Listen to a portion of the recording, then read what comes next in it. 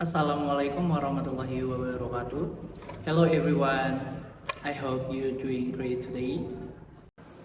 Alright guys, allow me to introduce myself. My name is Khaerul Umah, but most people call me Kai.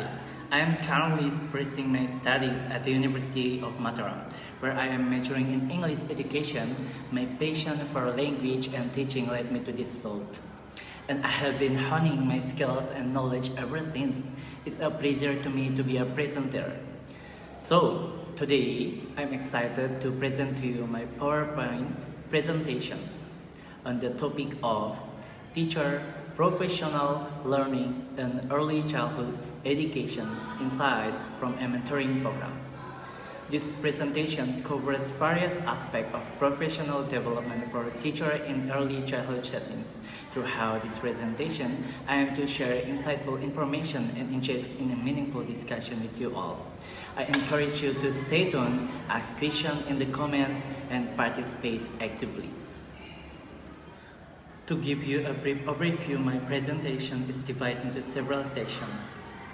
I will start with the outlines that discuss of material. Alright, the first one is introduction, the second is theoretical orientation, methodology, and data. So, this one I have divided to 3 slides, which will be explained one by one. Next is the third about findings and discussion. Then the fourth is conclusion, and the last is bibliography. So, each session is designed to provide a comprehensive understanding of the topic. So, the introduction of the professional learning child is the early childhood workforce is in this process of scaling up to meet government demands related to quality service provision. To ensure effective implementation of the policies, there has been a call for more professional learning opportunities for the early childhood workforce. Focusing explores relational aspect of teacher professional learning through mentoring. Mentoring helps educators continue to learn and develop, thereby making early childhood education better overall. It is important to remember that learning occurs in different ways, and mentoring helps educators develop personally and professionally. This study shows how mentoring can be a valuable tool for improving early childhood education. Alright guys, from citation of the researches I have done from the journal is the first one is according to Heckman, Norris and Barnett. There is now increased investment in many countries around the world in the early childhood education and care workforce to meet quality programming benchmarks which have been linked to school and employment success later in life. So the second one is stated by Timperley. Effective professional learning can take a place in practice itself, from which its practitioners draw subliminal lessons. It should be connected to practice partly. And the third is stated by Rose. The ideal of practice signifies intentionally and regularities in human action and inactions. The fourth is according to Hargreaves and Fullan. Human capital refers to the teacher's qualification, experience, and ability to teach, while social capital is related to meaningful interaction with peers that centers on interaction, which is based on feelings of trust and closeness between teachers. The last but not least is the five. According to Mullen, transformative is one experience is one of that embraces the primary of personal experience, negotiation of understanding the practical knowledge informed by theory and applied theory shaped by human values. Alright, continue to discuss about learning support is critical for early childhood educators in Australia to improve their skills and provide better service. This journal also discusses four important aspects, namely, the one is understand the situation. Understanding the situation involves recognizing the specific challenges and needs within the educational environment. This means being aware of the diverse background and learning requirements of the children, the resource of available and any external factors influencing the learning process. By grasping the full context, educators can tailor their approach to be more effective and relevant. The second one is have supporting colleagues. Having supporting colleagues means working within a collaborative and encouraging professional community. So, colleagues who offers assistance, shares knowledge, and provide emotional support can significantly enhance an educator's ability to perform well. This support network fosters a positive work environment where educators feel valued and motivated to continuously improve their skills. The third is reflect and learning. Reflecting on learning involves regularly assessing and thinking critically about the one's teachings, practice, and experience.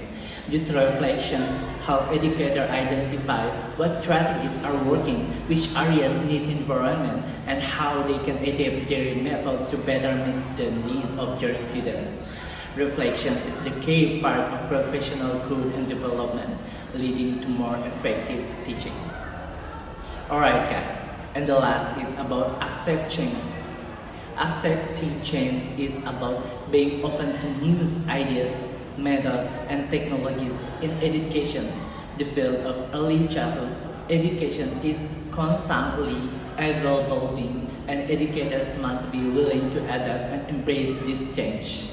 This openness can lead to improved teaching practice, better learning outcomes for our children in a more dynamic and innovative educational environment.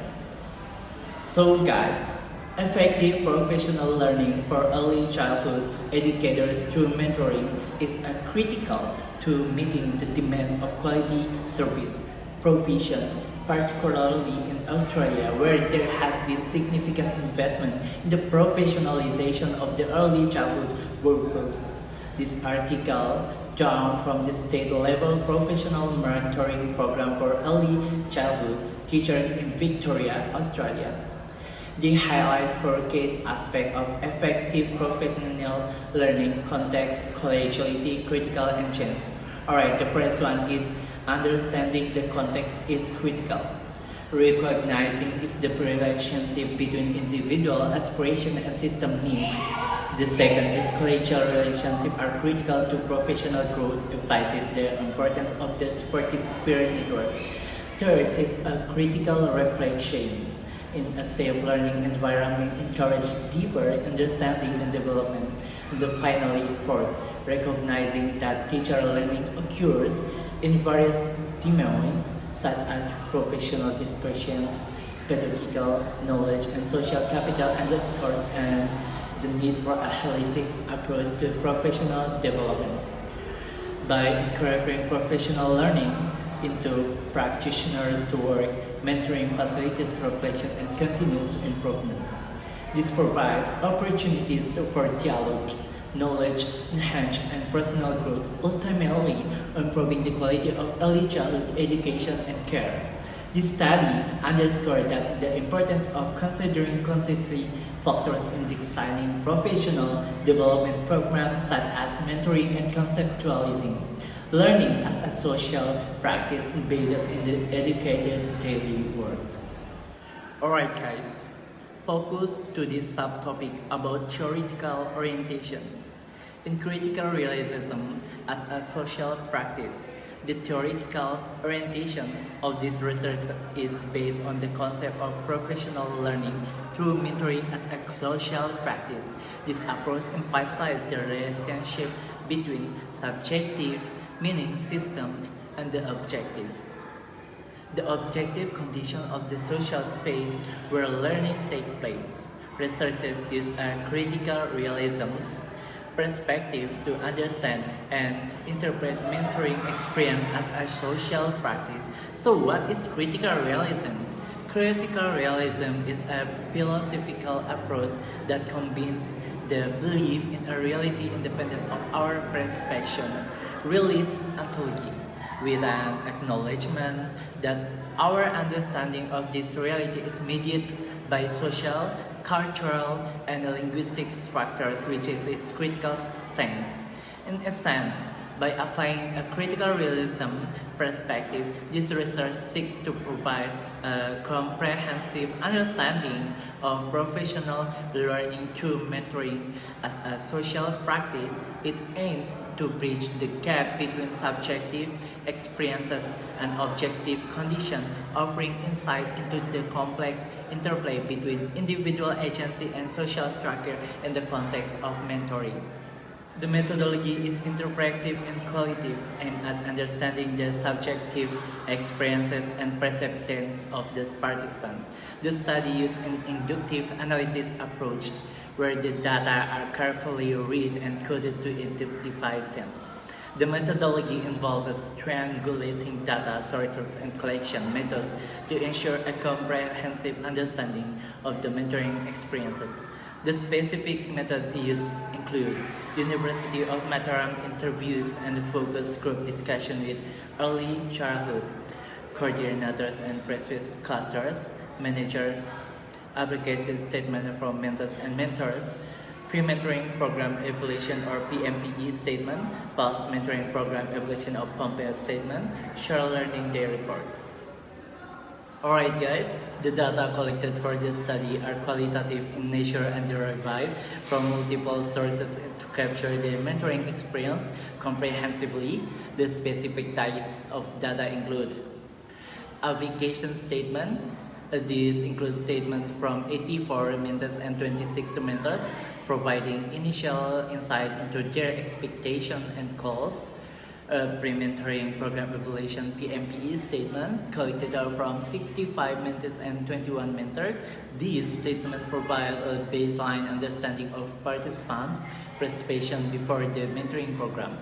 Post-mentoring program evaluation or POMP statement collected from 60 mentors and 24 mentors. These statements reflect participant experience and outcomes after the program.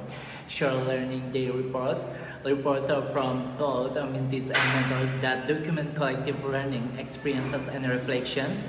Interview and focus group discussion conducted with 15 early childhood coordinators and preschool cluster managers to gather in deep insight into the mentoring process and its impact.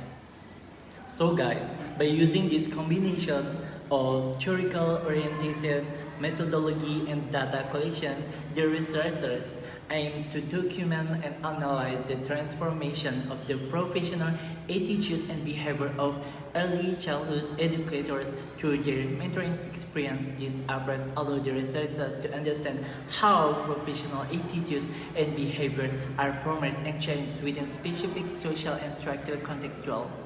By collecting and analyzing qualitative data from various sources, the researchers can gain deeper insight into how the interaction between mentors and mentees influence professional development and shape their teaching practice. The ultimate goal is to provide a more comprehensive understanding of the learning process through mentoring and how this contributes to improving the quality of early childhood education. So, the participant of the research is, the first one is the written article is Andrea Nolan and Tubeja Mola. The second is the data for the study are derived from a group of early childhood educators, which is mentors and mentors participating in a mentoring program across the state, childhood and teacher. The third is workspace. It is means here is a space for self-improvement with the involvement of those around you, such as education government, schools educators, social environment. Alright, the finding of this article highlight the importance of mentoring for both mentees and mentors in facilitating professional learning, experience, and outcomes. Mentoring provides a necessary support system for newly qualified and isolated professionals, foster collegiality, and creates a safe environment for critical reflection. In addition, mentoring program makes a significant contribution to the development of essential attributes of teaching and bring about the tangible change in teacher, professional disposition, pedagogical knowledge, and social capital. There are four findings, namely, the finding number one, intersecting contextual factors make mentoring a necessity for professional learning of newly qualified and professional isolated mentees. The research finding emphasize the necessity of mentoring for newly qualified and isolated teachers due to intersecting contextual factors. These factors include the specific skills and knowledge valued within the teaching context as well as the individual status, expectations, and intentions of the teacher involved. Teacher response to their practice as saved by internalized rules within the context. The transit from preserve to underscores the importance of contextual knowledge and professional competence as reflected in participant concern about access to support and confidence in their practice, leading to feelings of professional isolation.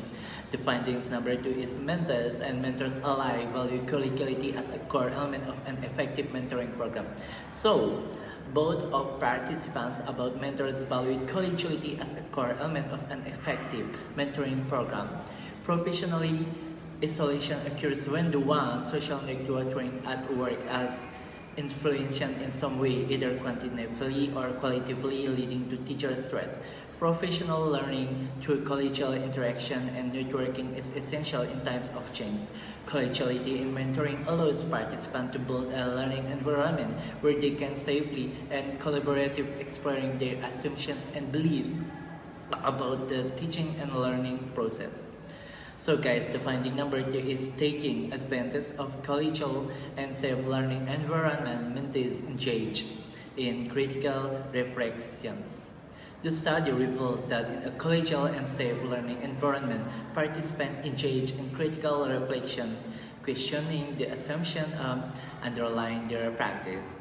Two key elements of critical reflection identified are comfort and dilemma.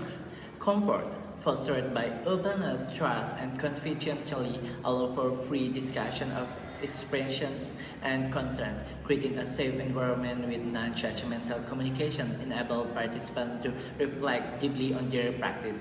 Dilemmas are seen as opportunity for critical consideration, evaluating the causes of discrepancies in specific practice. The last but not least is finding number four, change or learning occurs in the areas of professional disposition, pedagogic knowledge, and social capital. Professional learning through mentoring fosters changes in professional disposition, pedagogical knowledge, and social capital. This transformation involves acquiring new perspective and enhancing existing one. Professional disposition internalize social structures, including behavior, attitude, and interest in teaching context. Mentoring led to increased self-confidence, improved pedagogical knowledge, and stronger relationship with stakeholders. Guide critical reflex plays a pivotal role in shaping teacher practice and identify. So, these findings underscore the importance of mentoring program in meeting educators' professional development needs, particularly in meeting contextual challenges, fostering collegiality, encouraging critical reflection, and facilitating transformative learning experiences. The study highlights that mentoring is crucial for the professional development of early childhood teachers, particularly those who are newly qualified and feeling isolated. The necessity of mentoring arises from the challenges of transitioning from theoretical learning to practice application, compounded by the demand of new policy frameworks. Collegiality emerges as a central theme with a respect and mutual support underpinning effective mentoring relationship. This collegial environment not only supports professional growth but also encourages critical reflection, allowing mentors to confront and reassess their practice and belief. The reported outcomes of the mentoring program include enhanced confidence, improved pedagogical and competence, and strengthened social capital, demonstrating the transformative potential of mentoring in early childhood education. So guys, This article examines effective teacher professional learning through how mentoring, focusing on early childhood teachers in Victoria, Australia. It explores how subjective structure and objective conditions influence teacher learning, highlighting four key aspects: the relationship between individual aspirations and existing requirements, the importance of collegial relationship, the need for critical judgment in a safe environment, and the recognizing of learning within professional disposition, pedagogical knowledge, and social capital. The study argues that effective professional learning must consider these aspects as social practice, emphasizing social participating interaction. Here are the bibliography that I took from the article related to the discussion I have presented. Nolan A. and Molati, 2016, Teacher Professional Learning in Early Childhood Education, Insight from a Mentoring Program, Australia, Early Years Journal. So, ladies and gentlemen, as I conclude, let's briefly recap my discussion on teacher professional learning in early childhood education insight from a mentoring program. I've explored mentoring as a social practice, emphasizing the interaction between personal belief and institutional context. By using a critical realism perspective, I've uncovered the deeper structures that shape effective mentoring. I hope this presentation has provided useful insight into mentoring in early childhood education. Let's continue to support each other in our educational endeavors. Thank you for your attention. I'm Khaerul Umah. Assalamualaikum warahmatullahi wabarakatuh, and have a wonderful day, guys.